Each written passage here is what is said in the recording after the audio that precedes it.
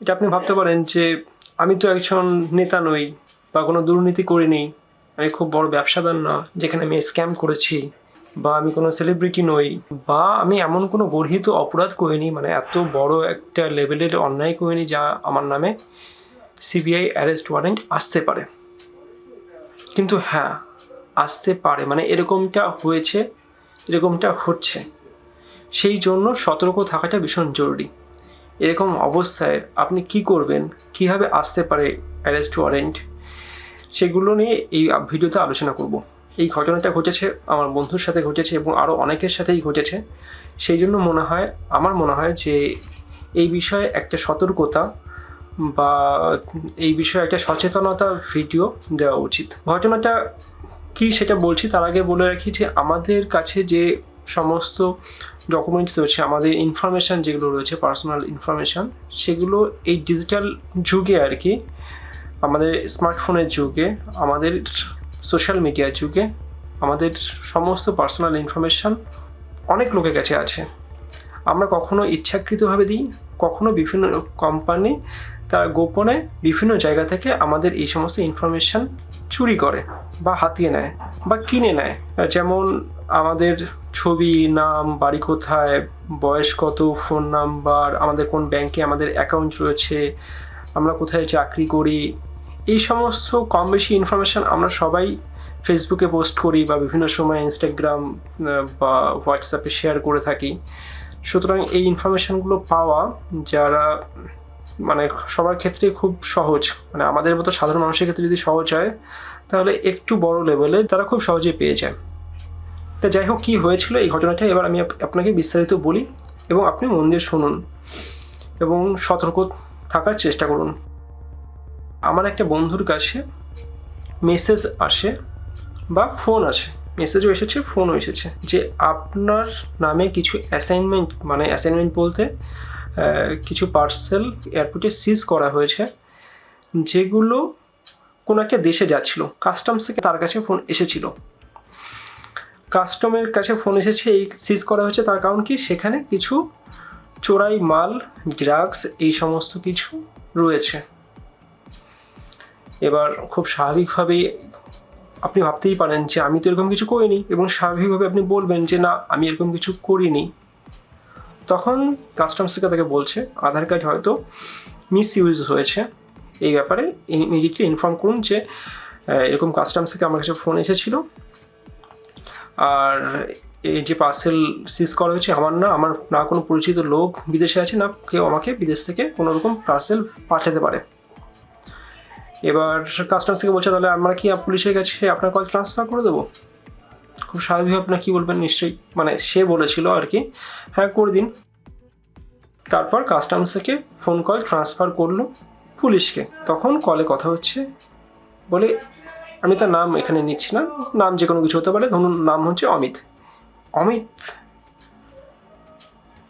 মণ্ডল, আরে এর নামে তো মানে হিউম্যান ট্রাফিকিং, এর নামে হচ্ছে হিউম্যান ট্রাফিকিং মানে হচ্ছে গিয়ে মানুষ পাচার, চোরাচালান, তারপর হচ্ছে গিয়ে খুন, এরকম আরও অনেক কেস পেন্ডিং রয়েছে। ইমিডিয়েটলি একে অ্যারেস্ট করতে হবে। স্বাভাবিকভাবে সে ঘাবড়ে গিয়ে ফোনে বলছে যে না স্যার, এরকম কোনো ব্যাপার নেই, কোথাও কিছু ভুল হচ্ছে, হ্যাঁ আমি এরকম কোনো কিছুর সাথে যুক্ত নেই। বলে আপনার লজ্জা করে না, আপনি এরকম কাজ করেন, আপনার ভয় করে না, হ্যাঁ আপনি এরকম ইয়ের সাথে জড়িয়ে রয়েছেন, আপনার নামে অ্যারেস্ট ওয়ারেন্ট বেরিয়ে গেছে অলরেডি, আমাদের কাছে অ্যারেস্ট ওয়ারেন্ট রয়েছে, আপনাকে অ্যারেস্ট করতে আমরা বাধ্য হবো, আমাদের কিছু করার নেই। এবার বলে অ্যারেস্ট ওয়ারেন্ট তার হোয়াটসঅ্যাপ নাম্বার শেয়ার করে। সে অ্যারেস্ট ওয়ারেন্ট দেখে খুব স্বাভাবিকভাবেই সে ঘাবড়ে গেছে। সে তখন তাকে বোঝানোর চেষ্টা করছে, সে পুলিশ অফিসারকে, যে না স্যার এরকম আমি করিনি, হ্যাঁ এরকমটা কোথাও ভুল হয়েছে, আমার নাম্বার বা আমার আই কার্ড হয়তো খারাপভাবে ইউজ হচ্ছে, খারাপ মানুষের হাতে পড়েছে এবং তারা ইউজ করেছে, এখানে আমার কোনো দোষ নেই, আমি কিছু করিনি। মানে ভীষণভাবে ভয় পেয়ে গেছে। তখন ওই পুলিশ অফিসার বলছে, দেখুন আমাকে বলে তো কোনো কাজ নেই, আমার কাছে যেটা ইনফরমেশান ছিল সেটা আমি আপনার কাছে শেয়ার করেছি, আপনি চাইলে আমার যে রিপোর্টিং অফিসার রয়েছে, আমার যে বস আছে বা আইসি আছে, ইন্সপেক্টর ইনচার্জ থানার, তার সাথে আপনি কথা বলে দেখতে পারেন। আমি এখানে কিছু করতে পারবো না। এবার আরেকটা জিনিস এখানে বলে রাখা দরকার, সে বলছে যে আপনি এই ফোন কাটবেন না যতক্ষণ না আমরা আমাদের হায়ার অথরিটিকে ফোন ট্রান্সফার করছি, এবং যেহেতু আপনার নামে সিবিআই অ্যারেস্ট ওয়ারেন্ট রয়েছে, যতক্ষণ না আপনার নির্দোষ প্রমাণিত হচ্ছেন ততক্ষণ এই ইনফরমেশন কারোর কাছে শেয়ার করবেন না। তাহলে আপনার এগেনস্টে মানে কনফিডেন্সিয়াল ইনফরমেশান শেয়ার করার জন্য চার্জ লেগে যাবে, এবং তার সাথে আপনার যে প্রতিবেশী আছে, ফ্যামিলি আছে, তারাও এই যে মানে সমস্যায় পড়তে পারে। সুতরাং আপনি বাড়িতেই থাকবেন, বাড়ি থেকে বেরোবেন না এই মুহূর্তে, এবং আমরা যতক্ষণ না কল ডিসকানেক্ট করব, ফোন এখন ভিডিও কলে নিয়ে যাব, ভিডিও কলে থাকবেন এবং আমাদের সাথে সহযোগিতা করার চেষ্টা করবেন। খুব স্বাভাবিকভাবে সে ভীষণ আতঙ্কিত হয়ে যায় সেই কথা শুনে যে তার নামে এতগুলো কেস হয়ে গেছে, সে অ্যারেস্ট ওয়ারেন্ট পেয়েছে সিবিআই থেকে, এবং তার সাথে মানে তার প্রমাণ হিসেবে তার যে কপি আছে সেই কপিটাও সে পেয়েছে হোয়াটসঅ্যাপে। এবার তাকে জিজ্ঞাসা করা হচ্ছে, আপনি বলুন যে আপনার মানে কে শত্রু আছে, মানে কারা এরকম করতে পারে বলে আপনার মনে হয়। আপনি অফিসে যান, কার সাথে আপনার নিকট বন্ধু কে আছে, যদি কেউ শয়তানি করে তাহলে মানে কাছের কেউ হয়তো করবে, বা আপনি কোথায় কোথায় এই ইনফরমেশান রিসেন্ট পাস্টে শেয়ার করেছেন, মানে আপনি আধার নাম্বার কোথায় ইউজ করেছেন, তারপরে কোন বন্ধু আপনার বাড়িতে কে কে রয়েছে, আপনার অফিস কোথায়, আপনার কোন কোন ব্যাঙ্কে অ্যাকাউন্ট রয়েছে, এবং একই সাথে বলেছে যে আপনার যে ব্যাঙ্ক অ্যাকাউন্ট রয়েছে সেই ব্যাঙ্ক অ্যাকাউন্ট সিজ করে দেওয়া হবে। খুবই চাপের কথা। তখন ভিডিও কলে কথা বলছে না, তখন অডিও কলেই কথা বলছে। বলেছে যে আমরা আপনাকে ভিডিও কলে নেব, আপনি যে অমিত কিনা সেটা জানার জন্য আমরা আপনাকে ভিডিও কলে নেব, এবং আপনি আধার কার্ড আপনার যে কাছেই আছে এই মুহূর্তে সেটা আপনি দেখাবেন, যে আপনি আধার কার্ড আপনার সাথে রয়েছে, হারিয়ে যায়নি, সেটা দেখাবেন। ফোনে কথা শুনে মনে হচ্ছে যে সে নক করেই ঢুকেছে যে স্যার আমি আসবো কি না। হ্যাঁ, তারপরে সে বলেছে হ্যাঁ আসুন। তবে কি হয়েছে, সে এবার যে ফোনে কথা বলছে মানে যে পুলিশ অফিসারটা, সে তার সামনে যে রিপোর্টিং অফিসার রয়েছে তাকে এর কেসটা ব্রিফ করছে, যেমনটা হয়ে থাকে নর্মালি। মোটামুটি কিছু প্রোটোকল যেগুলো থাকে এক্স্যাক্টলি সেরকমটাই ফলো করছে, সুতরাং ভয় পাওয়াটা খুবই স্বাভাবিক। তারপর বলেছে যে এই কেস এর নামে এরকম রয়েছে, এবং এ দাবি করছে যে এটা ও নয়, মানে ওর মিসইউজ হয়েছে খুব সম্ভবত, যে আধার কার্ড রয়েছে কোথাও মিসইউজ হয়েছে, কোথাও ভুল হয়েছে। সে পুলিশ অফিসার প্রচণ্ড রেগে গেছে, রেগে বলে এত বড় সাহস, হ্যাঁ এতগুলো কেস রয়েছে আর ওখান থেকে আপনাকে ম্যানিপুলেট করার চেষ্টা করছে, ইমিডিয়েটলি উইদিন 2 আওয়ার্স ওকে এই থানাতে রিপোর্ট করতে হবে, নয়তো আমরা বাধ্য হব ওকে অ্যারেস্ট করতে। এবার এ বলছে না আমার পক্ষে তো সম্ভব না 2 আওয়ার্সের মধ্যে, আপনি ওখান থেকে ভেরিফাই করুন যা যা দরকার, যেরকম সহযোগিতা দরকার আমি এখান থেকে হেল্প করার চেষ্টা করব, কিন্তু 2 ঘন্টা আমি এখন দিল্লিতে আছি, সম্ভব না সেই 2 ঘন্টার মধ্যে রিপোর্ট করা। তাহলে কি করতে হবে? বলেছে ঠিক আছে, তাহলে আমরা যেমনভাবে বলছি আপনি তেমনভাবে কাজ করুন। এবার এতক্ষণ পর্যন্ত ওদের মানে ওরা মোটামুটি একে কনভিন্স করছে বা করার চেষ্টা করছে যে এটা হয়তো আপনি নন, কিন্তু আপনার আধার কার্ড বা আপনার যে পার্সোনাল ইনফরমেশান কোথাও মিসইউজ হয়েছে, এবং তারা হেল্প করছে যে আপনাকে মানে যাতে এই কেসটা তার এগেনস্টে না হয়, বা সে নিজেকে প্রুভ করার চেষ্টা করে। অনেকক্ষণ ধরে কথা বলেছে, এবং তখন ভিডিও কলে নিয়েছে যে আধার কার্ড আপনার কাছে আছে কিনা দেখি। সে তখন আধার কার্ড সামনে নিয়েছে, ক্যামেরাতে দেখিয়েছে, দেখানোর পরে এই প্রসেসটা অনেকক্ষণ ধরে চলছে, মানে 1 ঘন্টা 2 ঘন্টা প্রায় হয়ে গেছে, যেখানে দাঁড়িয়ে ও ক্ল্যারিফাই করছে যে না ও এরকমটা কাজটা করেনি, ও একটা সাধারণ মানুষ, ওর বন্ধু বান্ধব ও কাউকে সন্দেহ করে না, যেখানে দাঁড়িয়ে সে বা তারা তাকে এরকম ফাঁসাতে পারে। এতক্ষণ পর্যন্ত সব ঠিক আছে। এরপরে ও আধার কার্ড দেখিয়েছে যে এই দেখুন আমার আধার কার্ড আমার কাছে রয়েছে, ভিডিও কলে দেখিয়েছে আমি হচ্ছে গিয়ে অমিত, আমার আধার কার্ড এটা।